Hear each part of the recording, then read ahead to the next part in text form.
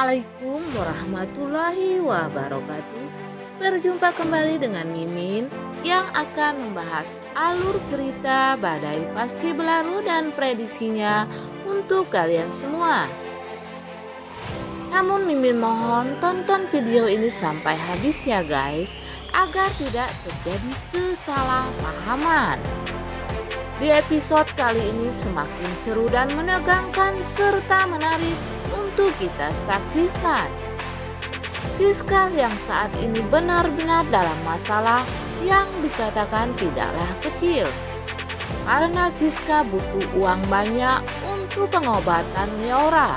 Ditambah lagi Tante Marissa yang sudah bikin masalah. Tante Marissa terlilit hutang hingga tidak ada yang bisa membantu Tante Marissa selain Siska. Karena saat ini Leo pun sudah tiada. Ketika Siska sedang membawa Leora ke rumah sakit, Siska melihat ada Tante Arnas di rumah sakit tersebut. Dan diam-diam Siska mendengar pembicaraan dokter kalau Bu Arnas butuh donor ginjal. Mendengar Bu Arnas yang butuh ginjal, Siska yang saat ini terjepit oleh kebutuhan biaya yang tidaklah sedikit, diam-diam memeriksakan ginjalnya. Dan ternyata ginjal Siska ini sangat cocok dengan ginjalnya Bu Arnas.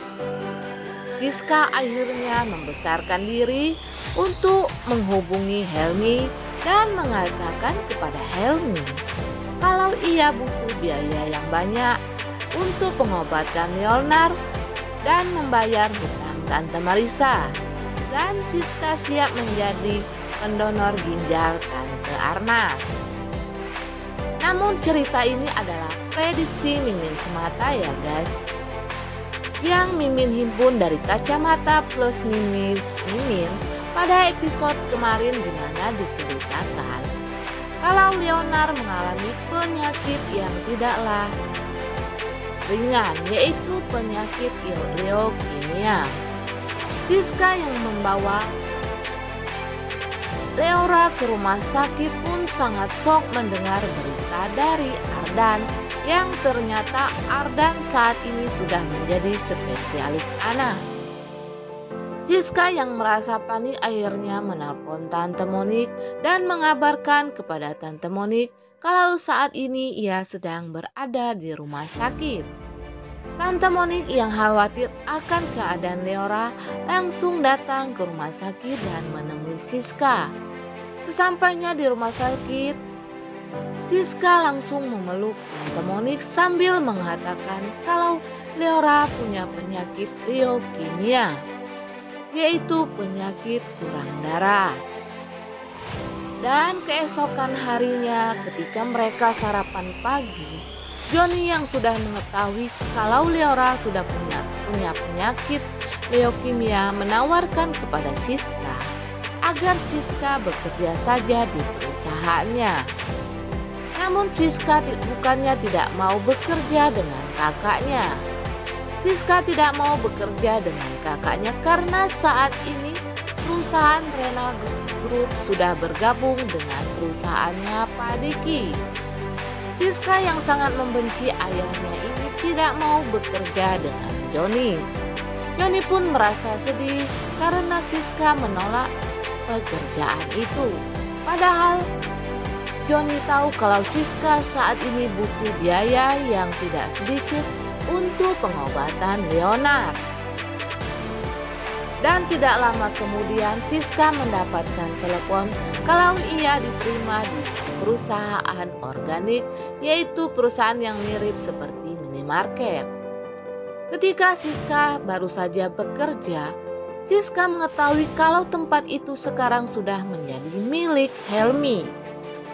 Siska yang sedang bersama dengan Leha yang dulu jadi pembantunya Tante Marissa dan saat ini sudah menjadi manajer perusahaan itu, mengatakan kepada Leha kalau jangan memberitahu Helmi, dan Siska pun bersembunyi di balik meja. Untungnya Leha yang memang sepertinya menyukai Helmi ini tidak mengatakan kepada Helmi kalau Siska berada di perusahaan itu atau yang mirip seperti minimarket ya guys. Dan di scene lain terlihat rumahnya Tante Marissa ini diobrak-abrik oleh debt collector karena rupanya Tante Marissa mempunyai hutang yang banyak. Pembantu Tante Marissa yang panik dan tidak ada orang yang akan menghubungi lagi menelpon Siska untuk mengabari kalau Tante Marissa ini saat ini sudah terlilit hutang. Dan di scene lain juga diceritakan kalau penyakit pulmonik ini kambuh lagi dan tidak ada pengobatan lagi selain donor ginjal. Kalau tidak mendapatkan ginjal, Tante Monik harus donor darah sebanyak 3 minggu sekali.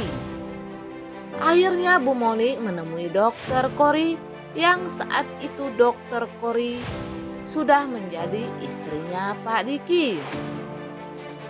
Bu Monik mengatakan kepada Dokter Cory untuk minta diberi bantuan kalau saat ini ia mencari donor ginjal. Namun hal itu diurungkan karena Bu Monik mengetahui saat ini Dokter Cory sudah menjadi istrinya Pak Diki. Dan sifat Dokter Cory saat ini tidak jauh berbeda dengan Pak Diki yang sepertinya Dokter Cory sudah menjadi jahat. Maklum saja penderitaan Dokter Cory yang bertubi-tubi sehingga merubah sifat Dokter Cory yang dulu adalah seorang wanita yang lemah lembut dan sekarang ini Dokter Cory sudah menjadi wanita yang jahat. Mungkin karena terlalu banyak disakiti sehingga Dokter Cory saat ini ingin membalaskan semua dendam-dendamnya kepada orang.